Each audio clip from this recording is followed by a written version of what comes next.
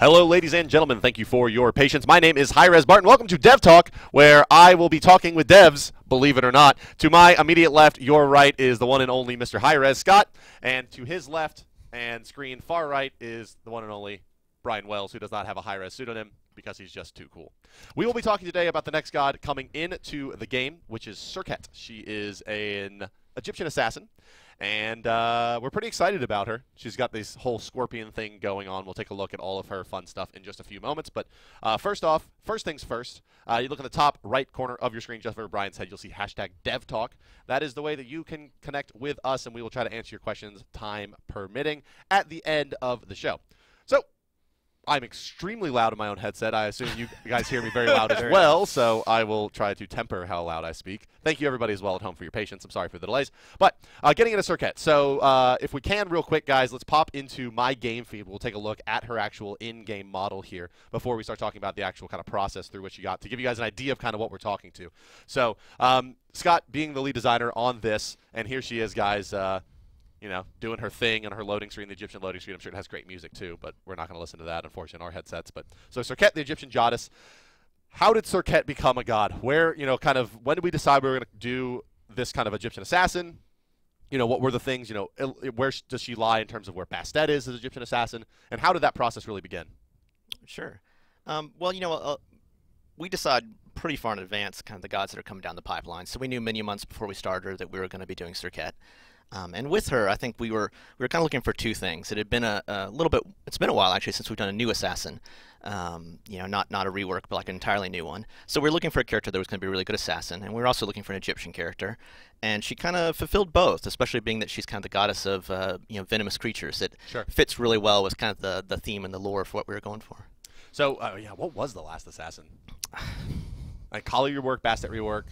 So as far back as Mercury? Mercury. I think Mercury was the last one. And before him, Thanatos, I think.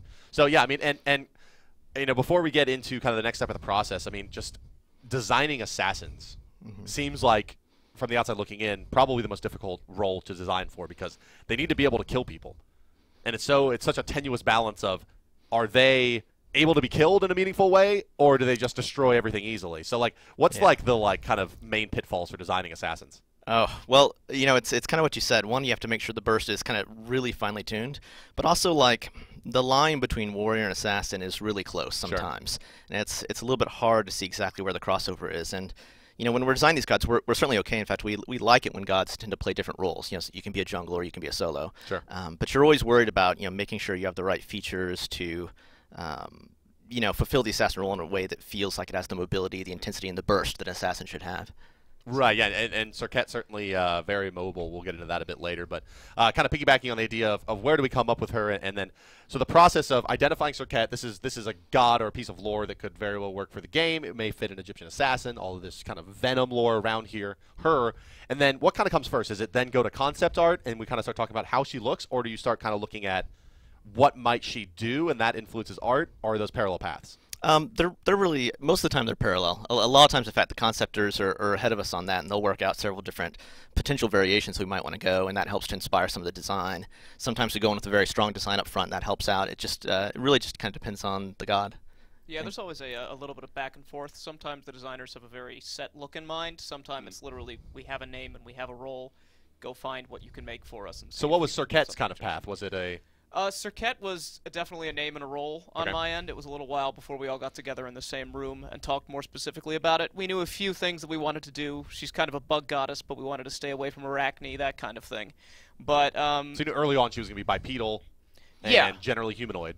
Generally, yeah. Okay. So there were a few specifics very early on in the process that were set, but after that it was kind of just play around and see if you can't make something that's going to inspire the team. How iterative is the concepting process? Is it kind of like you give 10 different examples and you start mixing and matching, or is it a here's Serqet?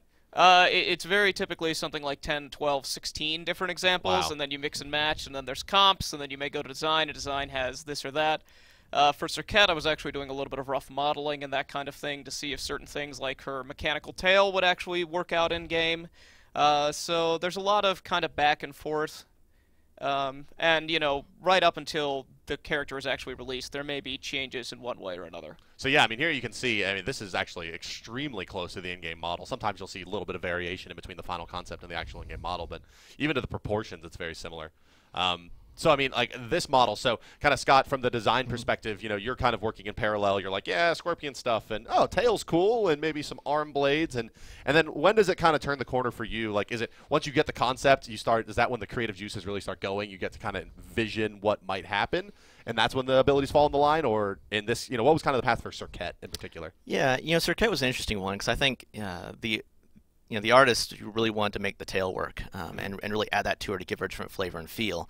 And certainly initially we didn't really have any strong designs that were going to utilize the tail, but you know the art turned out so good it did actually really inspire the design. And as we get into the design, you'll see how she uses the tail. Sure. But that was definitely an element where definitely on Serqet the art helped to generate the juices for the design process. Yeah. Very cool. Very cool. So it goes from concepting over to modeling and then later animation and rigging. So just to kind of quickly go through the rest of the design process there, I mean, her model seems pretty straightforward looking at the concept, right? It was like, let's just make that sweet concept a model. But I know one thing about concepting most people don't really get, that I know you do a lot of, Brian, is like a lot of times you get a concept and it's like, here's what the god looks like from a 3/4 view or front. But then like you have to design what they look like from behind. Is that like really challenging? I mean, it's something I see you do that I look at, I'm like, that looks really tough. I mean, or is it just kind of like, make it fit? I mean, normally the front gives you a very good idea of where to go for the back. Sure. And by that time, you've already done a dozen sketches of that god, plus every other god in that pantheon and every other god of the same role in one way or another informs what you're doing. Gotcha. So it's rare that I have to do a lot of iteration on the back. It's mostly make it fit. Sometimes I find problems that weren't obvious from the front, and that goes back and informs the front, but it's one of the quicker parts of the overall process. Oh, wow. Okay. Yeah, I mean, because I just remember one in particular sticks in my mind is like Odin. And we got the kind of like, here's what Odin looks like, and he has these spalders and all these weapons kind of coming out, and it's like, oh, I actually have to like put those things on his back, you know? And then, you see it, and it's like, wow, it's actually a full kind of complete product. It's always a little bit more interesting because we got that concept from Tencent. It's just when you've got somebody else's work, they probably had some idea in their mind what it was supposed to be when they drew it, but you don't necessarily know what that was. Sure. So you're kind of filling in the blanks and trying to understand somebody else's take on the design language of SMITE. So specifically maybe for Serqet and concept moving forward, I mean, how much does the Tencent art style and direction factor into how you concept gods, day zero, China-wise forward? I mean, we're really trying to account for the cultural preferences of both audiences right now and make something that will appeal kind of across countries. And the Chinese definitely have different preferences than American audiences do sometimes. So some gods are going to fit better for one audience, and some gods are going to fit better for the other. But we try and make something that both sides are going to want to buy.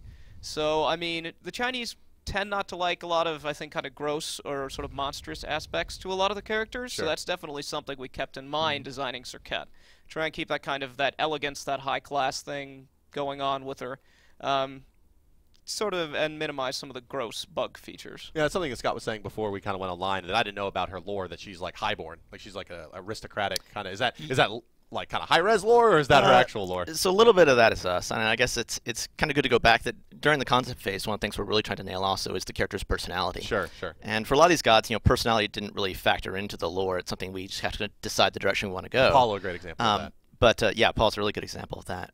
But one of the things with Serqet is, she is the god of venomous creatures, and I think from a Western audience, we'd immediately think, well, if she looks like a scorpion, she's probably an evil character or a dark character. But Sure. It's actually quite the opposite. She was kind of known as a guardian and a protector.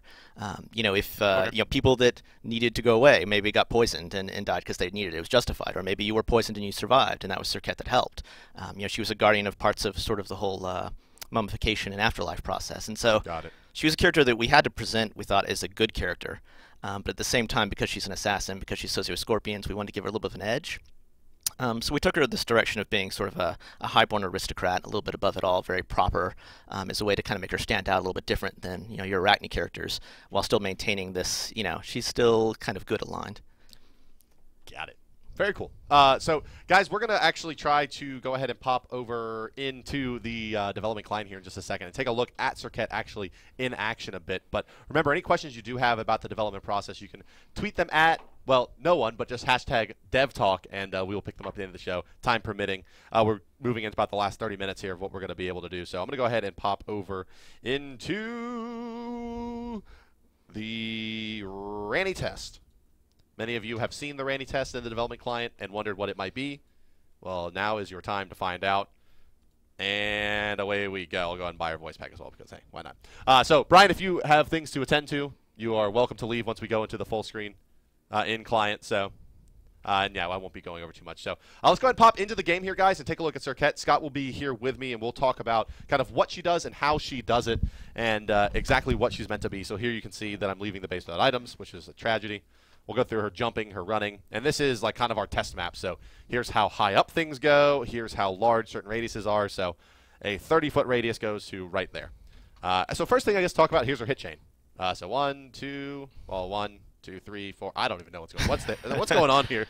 It's a pretty standard hit chain that we've kind of developed over time, which is all the attacks are 1 second spaced apart, but the hit positions are shuffled around a little bit. Got it. So that her second hit does come a little bit quicker. It's a little bit less damage, and her third hit comes a little bit later. It's a little bit more damage. But over the course of time, it's still 3 seconds for 3 attacks.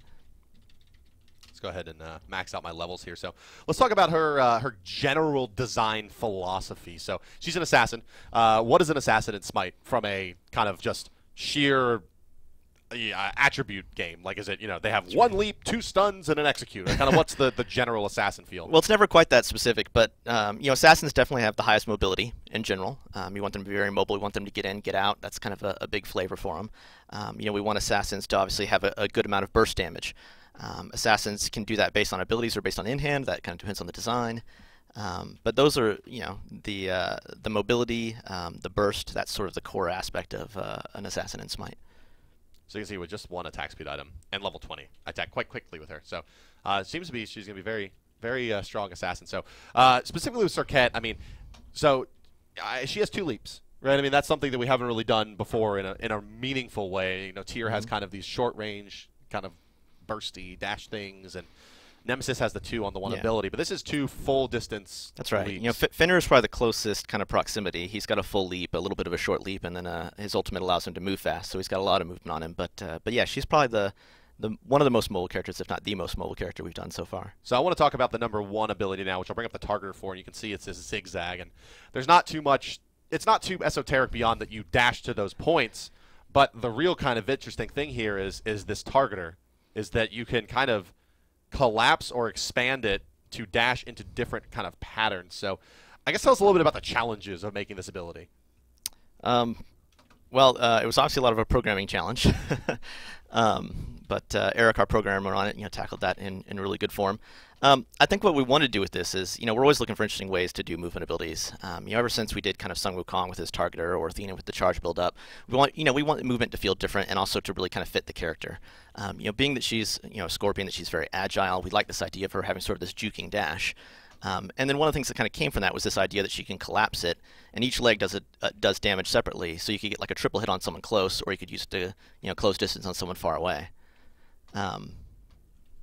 As you see there. Yeah. I mean, so yeah, you can kind of stack it up really close next to you if you are able to get into range and assassinate them, or you can dash through them or next to them. A bunch of different ways that this ability can be very, very useful. Also, you can see that he's glowing now. She is a goddess that has a lot to do with poisons. We won't get too much into that. That'll be more about tomorrow. But suffice to say that there's lots of dotting going on in the kit, in addition to kind of what you're going to be seeing here. Mm-hmm. So her next ability is something that we'll actually go into a lot more in depth tomorrow in terms of mechanics. This is really more of the overview and design process. But this ability is simply you fire 2 daggers. And they do things, one of which is poison, and there's some other things as well. They do special things. So, I mean, this ability is a little bit different, right? It's the first kind of double firing projectile. That's right. So, I mean, like, there has to be, I know personally from playtesting it that there were some challenges through development of kind of knowing that you're firing 2 and readability. And looking at it now, it's actually quite a bit better than it was even 2 days ago in terms of being able to understand how it works. So, what are the challenges of kind of doing new firing patterns and new firing like arcs and things like that? Well, I think it almost always comes down to readability. With this ability, it was very difficult in early testing for people to gauge when the second throw is going to happen, to even gauge that it does happen depending on the size of the projectile. So a lot of attention was spent in making sure that there's a visual effect pop with each throw, with making sure that the sounds were very distinctive, so that it's a rhythm that you could learn, through multiple use. I think that's usually the challenge on new things, is just making them as readable and as understandable as possible. Absolutely, and I mean, you've actually done a lot of those kind of more kind of outside the box targeting stuff. Not only the Serqet leap or the double firing projectiles, but also Giannis was a god of yours, as was the Kali rework. So you've actually done quite a bit of these kind of different style of targeters, and that's something that you feel like is a kind of core iteration and development point as gods move forward, is kind of finding new ways to do targeting, or do you think it's more of a easy way to add flavor to a kit that maybe just needing something to make it more iconic? Well, I think you never try to force it. First of all, there's certainly plenty of abilities I've done that don't have kind of these weird, unique, different targeters. But I think where it makes sense and where it fits with the character and where it can add something new and unique to Smite, it's really worth pursuing, even if it seems at first that it's going to be a very difficult process to kind of implement, such as this one was. But I think it's really just a combination of the two. Does it fit really well with the character, with the design, and does it bring something new that's kind of exciting? Sure. So I've turned on infinite damage here, so you guys can't see too much here, but you can. These daggers are quite potent. So third ability. So this is her second leap. Well, technically her second or third leap. The ultimate, in a way, you could say is a leap, but the third ability here is pretty unique. So this ability is it roots you in place on activation, right? And you go invisible. That's right. But it is invisible minus, right? Because if in proximity, which is 10. 12.5 is I think what we saw. Okay, so that's you can see where the 10 radius circle looks like here. So a little bit larger than that, not quite 15, would be where she is automatically revealed from. So when I activate this ability, there's a cast time on this actually of about half a second. Now I'm invisible to anybody that's not close to me, and then I can leap to target location, which is 55 feet, which is a normal leap. That's right. And this ability does just damage upon landing and maybe applies some poisons and whatnot as well. But so, you can kind of see already, in the viewing audience how difficult it will be to actually lock this character down. That's not too long to activate. So the challenges with this ability, I know, were fairly myriad. So one of the main things is you'll see if I auto run and hit 3, it kind of automatically stops you. So what was kind of the challenge with making sure that was, readable and feeling fun? Well, I think one of the reasons we put in that little bit of a stop there, a little bit of casting time, is we wanted to have enough time for other players to react, to lock her down, to do things to kind of counter. I mean, we want to take a little bit of the edge off the distance. So if two players were leaping at the same time, she's coming about 10 feet shorter because of the time it takes to kind of cast down into it. Right. If someone's running from you, you have to stop. That's right. The challenge to get it feeling right, again, it was really just around the visual effects and just getting the timing just perfect for it. It's an ambush attack, so you're going to use it some to escape, but a lot of times we want you to use it to kind of initiate in, or to get over a wall, or to get into a position in front of people and surprise them, things along that line. And this does not have to, you don't have to ever leave stealth. That's right. Yeah, one of the big reasons that this stealth has a detection, if someone's close enough they can see you, was because you don't have to leave it. So that's obviously very potent on its own. But also because if you were in the middle of a fight, this is not a stealth that you can use necessarily to escape if someone's near you. Loki stealth, if someone's beating on you, you can stealth, duck out. In the case of this one in particular, you can use leap aspect, but the actual stealth is they'll just stay there beating on you. And there you can see kind of the range at which I don't go invisible. That's right. Right, and so that's a or where I will get revealed, and a couple steps back, I'll actually go into the stealth. So it's pretty tight. I mean, it's a little bit more than melee range at which she's gonna basically start going invisible. So she's pretty tough to lock down. I mean that's kind of factors into her kit. So she doesn't have necessarily the most damage in the world outside of her mobility, although she is quite potent.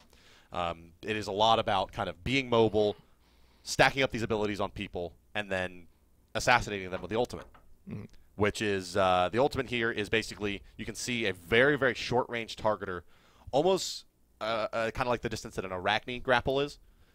Is there any other ability? Bakasura, Eat Minion, those types of things. These kind of very close range abilities. And this one actually you have to have someone in range to hit them with it, and you just basically jump on their back and pump some poison into them, and then they die. So that's basically how it goes. So there's more to that. There's actually quite a bit. There's quite a bit more to the kit that he's kind of glossing over. But yes, I am. I'm trying to leave some things for tomorrow. But so the general things you saw there, right? She leaps onto someone's head, she poisons them, and then is able to kick them in a target direction, and then they explode. So there's a lot of obvious gameplay stuff going on there, but maybe a little bit more of the kind of next level stuff is it also moves her back and allows you to push that person into a fight where they can poison other enemies. Now, what that poison does and how it all works is a little bit different, but it's a very kind of straightforward assassination style ability, right? It's like you get someone low, you use this, they're gonna die, sort of kind of feel. it's almost like she's a kind of get in, get out kind of assassin, more so than maybe a Kali or maybe a Hunbot that wants to kind of stay in the fight and do damage and pump out in-hand damage. How much of her design is focused around doing in-hands versus really relying on these abilities heavily? I definitely think she's more ability-centric than some assassins like Mercury would be. And certainly she's being designed, and she's one of the lowest health of any of the assassins as well. Sure, yeah, max level 1900 health, which is quite low, in fact. So, it's being designed that, she relies on that mobility, and that's kind of surprise factor. And, without it, we want to make sure she's very vulnerable. I kind of lost track of what your question was in there, but the question was basically, do you envision her doing most of her damage through in-hands, or will it be primarily through kind of the use of abilities? And is she, from a design perspective, were you kind of thinking that, okay, she kind of comes in, does her damage, leaves the fight, and then comes back in and kind of uses her mobility to get in and out of the fight, or is it purely a go and dump everything and escape? I definitely feel that she's more of like a dump everything and escape if people aren't dead kind of character, but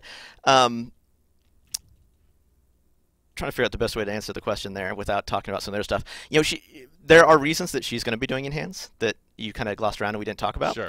Related to the poisons. Suffice to say it interacts with the poisons, yeah. But you're not doing a lot of in-hands. You're sort of a little bit like Hunbots. You're landing an in-hand sort of in between your other activities in order to get extra things. So a little bit almost more like almost like a Bastet, right? You're going to use maybe one of these leaps for damage and the other one to get out of the fight. That's right. Kind of leap in, leap out after doing your damage, sort of feeling to her. So that is in general roundabout fuzzy terms, Serqet, guys. We will be really showing you everything on Friday during the patch notes reveal. I guess we'll try to take a few questions now if we have a little bit of time. We got about 5-10 minutes here, guys. So whatever questions have come in on #DevTalk, we'll be happy to go ahead and answer. I assume those are going to be piped to me from production, although I have absolutely no idea. But do want to thank Scott for coming on before we get into him. Thank you very much, Scott. And I'm sure the chat, although I can't see it, seems to be moving quite rapidly and appears to be generally positive. At least I'm going to tell myself that you guys are super excited for Serqet. I know I am. We'll go ahead and bring it up and see if I can pull a couple of questions on my own as well. But we do have continue to go ahead and talk to #Dev Talk to see and hear more about the next god. Sure. So one of the questions was, it sounds like her lore has a lot to do with kind of venom poisons and anti-venom anti-poisons. So the question is kind of why is it leaning more towards the poison side of things rather than some of the healing aspects? Yeah, in this particular case with her, you can look at both aspects of it. People who were poisoned, she healed. There's definitely that in her lore. We chose to focus more on the other side of it just because, one, it fit with it being an assassin, and we weren't really looking, at least for her and where we were positioning her, for a healing-oriented god. And we didn't think healing fit on the kit. We actually did some early kind of experiments with that, but decided it wasn't quite the right direction for what we were doing. And that's the basic answer. A lot of these gods, they have really vast lore that covers lots of different things they might do, and we kind of just have to drill it down to what we think is the most core on that particular character. Isis is not a god of golden penises. She could be, but she's not. Right. But for her, we were focusing mainly on the fact she was goddess of venoms and focusing on what she would do with that. I got to tell you, I'm looking at the DevTalk hashtag, and there's almost no questions. It's all just like, this looks awesome. I'm so excited. Can't wait to play. Oh, wow. Looks so much fun. Well, I can tease one thing. Okay, yeah, tease one of the things on Serqet that I guess we're not showing until tomorrow. She has a brand new kind of CC that we've never done before. She does. That you can argue might be one of the strongest CCs we've put into the game so far. Hey, I'm down to show it. That's up to No, you, let's wait till tomorrow. It's fine. Okay. But sounds good. But yeah. Yeah. So yeah, it is a very potent style of CC. She will be actually highly mobile with very potent CC and dots, as well as burst capability. We expect PTS to be very interesting for Serqet. Okay, sure. So, we kind of touched on that earlier. So the question coming in now is, why not going a little bit heavier onto the Scorpion lore, or I guess the Scorpion form? I guess things like why didn't she go into a, four-legged stance and those types of things. I think we went over that a little bit earlier. Kind of has to do with the fact that for worldwide markets, really only America likes really gross, weird-looking things like Bakasura. She's, a little bit more kind of aristocratic, as you mentioned. But, at any point was there like, oh, what if she scuttled around on four legs and did things? Yeah, there definitely was. Some of the early concepts, actually, her tail wasn't mechanical. It was actually, a actual chitin scorpion tail. Okay. And that was one of those things that, you know, like we were talking about, that, you know, just for our international audience and for trying to make the character a little more kind of globally acceptable, we moved away from. But I think we moved away from it in a very cool fashion where we didn't really lose anything for it. We just Sure. So the question is, how did you design her first ability, which is a little bit vague. I'm not really sure exactly what that's asking, but designing her first ability, I guess, like, kind of what was the I guess synthesis, and where did the genesis of this ability come from? This kind of, let's do a multi-dash. I know that we have considered multi-dashes a few other times through development. Notably, I think Fenrir at one point was looking at having a multi-dash as one of, instead of brutalize, it was going to be kind of a series of dashes. So why was Serqet the goddess that it worked for? And is it just that we have gotten more mature in our ability to execute on kind of high concept design like this? Or was it a, you know, let's really hog this one out and make sure we get it in? It wasn't the latter one. I definitely think it was kind of that we're a little bit more mature in kind of how we approach these things, and also just that, again, it really fit. You know, we kind of settled that we want her to be kind of one of the most nimble, one of the most agile characters. The idea of a juking dash, where it's like, you know, almost like a football player coming at you, you know, moving from side to side, just really fit with kind of where we were going on her design. Now, originally when we did it, you know, our very first iterations, it maybe wasn't collapsing. It was just kind of a straight shot. You know, we went through various ideas where, you know, like in the current version that you're showing here, when you straighten it out, it actually gets straighter. Sure. Originally it didn't. It actually just extended, but you still went to the same points on either side. Oh, okay. And, you know, that actually proved too difficult to hit people when you were doing straight shots. So, yes, her two are both projectiles, and they are identical projectiles, correct? That is correct. Each projectile does the same damage. That's right. And applies the same effect. There's a really big bonus for hitting two different people with them, if you can. Yes. Will Serqet's ultimate be able to be beads? Beads block like Ares, or does it cause silence? I mean, you could beads out of the stun. Right, I mean, there's a stun associated with it that you can beads out of. You'll still take the damage from the ability, however. Currently, right now, it's a little bit like Arachne in that if you beads out, you're not stunned, but she'll still ride you until she's finished. Gotcha, okay, so she knows. But you're no longer silenced if you beads when Arachne, but she'll ride you until you're finished. Serqet, similarly, like most Egyptian goddesses, will ride you until completion, even if you use your beads, so... that will be just fine. A lot of people want to know about her passive. You'll have to tune in tomorrow for that, my friends. Yeah. No passive today. Does her 2 go through minions, that kind of stuff? No, we'll get into that a bit more. Can wards detect her stealth? No, they cannot. You have to actually have a player that close, correct? that is correct right now. Yeah. And it is not the player's vision range. It is literally so like Odin doesn't see her from further away. It is quite literally. That's right. It's proximity. Proximity check. So where do you think she stands in terms of playability and jungle viability? How fast is her clear? Those kinds of things. And maybe difficulty level. What's your assumption for this? Ooh, my assumption right now, she's going to have a very fast jungle clear. I think she's going to struggle a little bit in the solo lane for people that like to take their assassins solo, but I imagine she's going to be a very, very strong jungler. Yeah, I don't think she has much viability as maybe that like support assassin style that Najas and Fenrirs will kind of run in casual games. Her difficulty to play her, I would say she's probably actually fairly high. And let me put it this way. In a balanced state, she would be pretty difficult to play. It's kind of hard to tell exactly where she's going to come out. She may be quite potent in PTS, given that she is fairly hard to execute. But I think in a perfectly balanced state, in terms of her numbers, she would be fairly difficult to play because you would need to, you know, assuming that she has the perfect balance of being able to kill you but also being vulnerable, you'll need to use your leaps very, very well as this kind of skill shot, long-range CC extremely effectively to be able to actually do your damage, because a lot of her damage does come from being, you know, her ultimate, which kind of puts you on someone's head in the kind of line of fire. So my expectation for her is that she would eventually become a fairly high skill cap goddess, although I expect in maybe lower levels of play that it will be something similar to Nemesis, where her high mobility yields very few deaths if you are simply just outplaying the other team.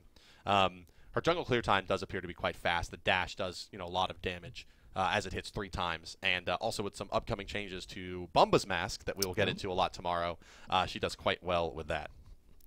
But I mean, do you think that she in the whole spectrum of assassins? I mean, I would say that she's probably going to be one of the ones that's a little bit closer to maybe a Thanatos, where it's kind of like if someone is low HP, you can ult them and you're going to get a kill, versus maybe something like a Kali or even a I guess a little more like the Loki Thanatos style than the Kali Fenrir kind of style. Yeah, I don't think she has the boxing power that kind of Kali does when she's in there, No, or you know, although he's not an assassin, you know, it's similar, you know, Osiris, but. Hi-Rez Mick asks, did your arachnophobia contribute to her more human-like design? Absolutely, no, it didn't. So we'll try to guide like 1 or 2 new ones here.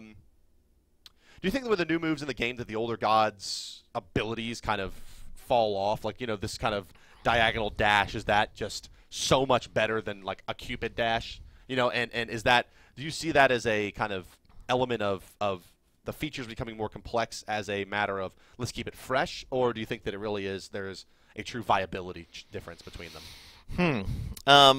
Obviously, ideally, we don't want anything to be better than anything else. It should be balanced, but you know, it really kind of approach that on an individual ability basis, right? You know, when we looked at Giannis, for example, you know, in that case, I wouldn't say it added more than the old abilities. In fact, in many ways, it's more difficult in a lot of situations than like a raw beam would be or something along that line. So I don't know there's a straight answer to that. I think you know, our goal, of course, is for all the abilities to be viable and balanced appropriately, not for you know, later gods to have kind of more than the earlier gods did. Sure. And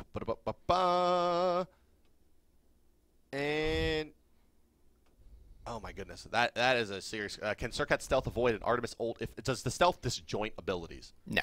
Okay, so if a Neath arrow is being fired at you, an Artemis Spore is cast while you're in range and you go invisible, it will still hit you. Yeah, that's right.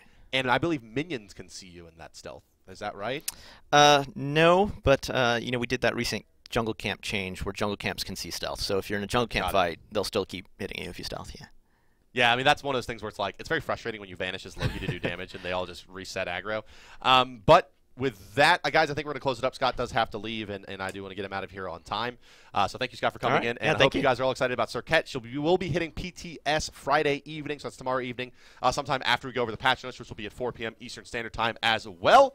My name is HiRezBart. That's Scott. You can find Scott on Twitter at HiRezScott. You can find me at HiRezBart. And that, my friends, has been Dev Talk. Do stick around. We have more great SMITE content coming up for you next. Dry Bear will be your streamer for the 5 o'clock hour. Much love, and we'll see you next time for Dev Talk. Before the next patch, we'll be going with Kevin, I believe, who is designing the next god. You all know and love Hi-Rez KP.